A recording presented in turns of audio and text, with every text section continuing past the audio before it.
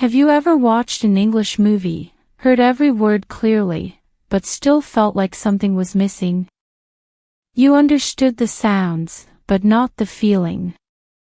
That's because real English lives in rhythm, emotion, and silence too, not just in dictionaries. One of the most natural ways to feel the language is through stories. They help you absorb vocabulary, grammar, and expression in a way that sticks. So if you want to improve your English in a calm, deep, and effective way, like this video, leave a comment, and subscribe to Dynamic English. The temple stood quietly at the edge of the hill, hidden among tall cedar trees. The morning air was cool, and mist hung low over the ground. Thomas had arrived early, hoping to avoid the usual crowds. He walked slowly through the outer gates, feeling a sense of calm he hadn't felt in weeks. The path beneath his shoes was made of stone, uneven and damp. His steps echoed lightly as he moved forward, the only sounds coming from birds overhead and the soft rustling of wind in the trees.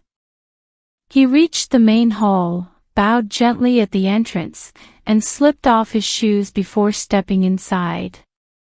The wooden hallway stretched far in both directions. The floorboards were smooth from centuries of footsteps. He began to walk. The silence inside was different, thicker, deeper. Each step he took produced a soft creak beneath his feet. But then, after a few meters, something changed.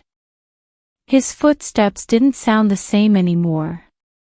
The soft creaks turned sharper, higher, almost musical.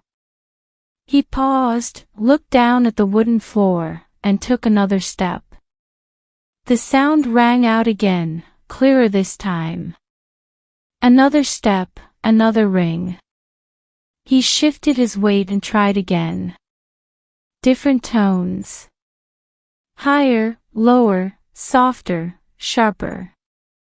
It was subtle, but real. The hallway was speaking. Thomas knelt down and placed his hand on the floor. The wood was warm from the morning sun, but firm. He stood again and continued walking, paying attention to each sound his feet created. There was a pattern to it. It reminded him of wind chimes, or the keys of a quiet piano. He had read once that some Japanese temples were built with nightingale floors, floors that sing when walked upon. They were designed that way long ago to alert the monks of intruders. But this didn't feel like a warning. It felt like music. He walked on, slowly, letting each step play a note. The hallway curved slightly to the left, and as he turned the corner, the sound changed again, deeper now, almost like a drum. He smiled to himself, realizing he had never paid this much attention to his own walking before. At the end of the hall, a paper door was half open, showing a small garden outside. He stood there for a moment, letting the silence wrap around him again. Behind him, the hallway was still and empty, but the memory of the sound stayed in his ears. He slipped his shoes back on and bowed once more before leaving. On his way back down the hill, he didn't think about the photos he had taken or the details he might write down. He just remembered the sound of his feet, and how something as simple as a floor had taught him to listen. In today's story, we explored expressions like, stood quietly, something changed, let the silence wrap around him, and reminded him of.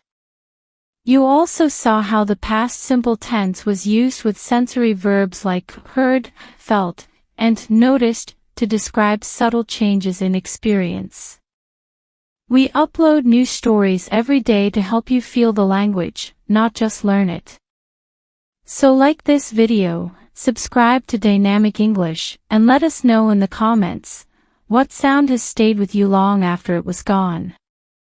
See you in the next video.